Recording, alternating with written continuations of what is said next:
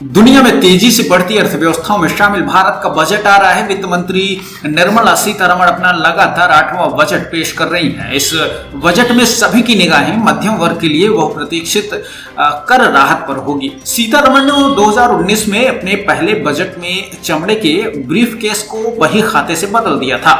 उसके बाद इसे टैबलेट का इस्तेमाल कर पेपरलेस कर दिया गया। इस साल का बजट भी पिछले 3 सालों की तरह कागज रहित होगा। आयकर में छूट का दायरा बढ़ाने के अलावा वर्ष 2025-26 के केंद्रीय बजट के इन 10 आंकड़ों पर भी बजट की और बाजार की नजर बनी हुई है। आइए जानते हैं इसके बारे में। पहला है राजकोषीय घाटा। चालू वित्त वर्ष में बजट में राजकोषीय घाटा को सरकारी व्यय और आय के बीच का अंतर है। सकल घरेलू उत्पाद का 4.9% रहने का अनुमान है। सरकार रोड मैप के अनुसार वित्त वर्ष 26 में घाटे को सकल घरेलू उत्पाद के 4.5% तक कम करने का लक्ष्य है। बाजार वित्त वर्ष 26 के बजट में घाटे के आंकड़े को उत्सुकता से नजर रखे हुए है।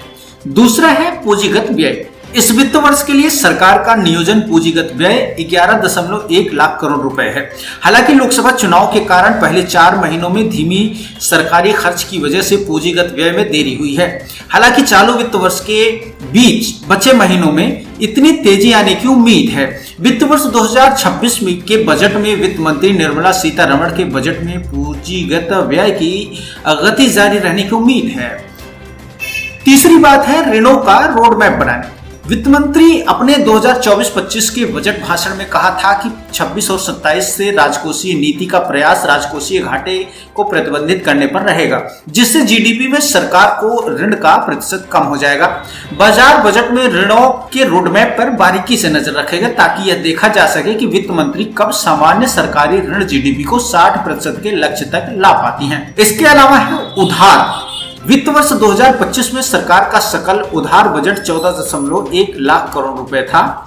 सरकार अपने राजकोषीय घाटे को पूरा करने के लिए बाजार से उधार लेती है और उधारी के आंकड़ों पर बाजार की नजर रहेगी। खासतौर पर वित्त वर्ष 26 में आरबीआई से कम लाभांश मिलने के बाद, जबकि वित्त वर्ष 2025 में यह 2.11 लाख करोड़ था। 2024 और 25 के बजट में सकल कर राजस्व जो है 38.40 लाख करोड़ रुपए रहने का अनुमान लगाया गया था, जो वित्त वर्ष 2004 की तुलना में 11.72% अधिक है। इसके अलावा 2024 और 25 में वस्तु सेवा कर यानी जीएसटी संग्रह 11% बढ़कर 10.62 लाख करोड़ रुपए होने का अनुमान है।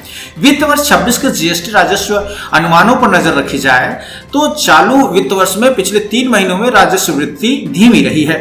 2025 में भारत की नॉमिनल जीडीपी यानी वास्तविक जीडीपी प्लस मुद्रास्फीति दोनों को मिलाकर बात की जाए तो 10.5% रहने का अनुमान है, जबकि एनएसओ द्वारा अनुमानित वास्तविक जीडीपी 6.4% रहने की उम्मीद है।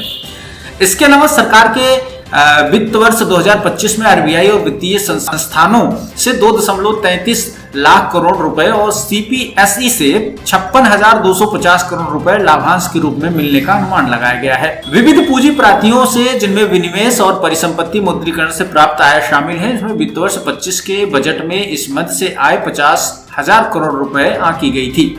इसके अलावा बाजार नरेगा जैसी प्रमुख योजनाओं के साथ साथ स्वास्थ्य और शिक्षा जैसे प्रमुख क्षेत्रों पर भी खर्च पर ध्यान बनाए हुए है, क्योंकि अर्थव्यवस्था में गति इन्हीं आंकड़ों से तय होती है। देश के आम लोगों की माली हालात जैसे जैसे सुधरती है, अर्थव्यवस्था भी उसी अनुपात में आगे बढ़ता है। तो कुल मिलाकर इस बार जो बजट पेश किया जा रहा है उससे आम जनता के साथ साथ देश भर के आर्थिक स्थिति पर भी बारीकी से नजरें जमी हुई हैं। देखना यह है कि इस बार बजट में आम आदमियों के हिस्से में क्या आता है और सरकार अपनी मजबूती के लिए क्या कुछ नया करती है। ब्यूरो रिपोर्ट, नई दिल्ली।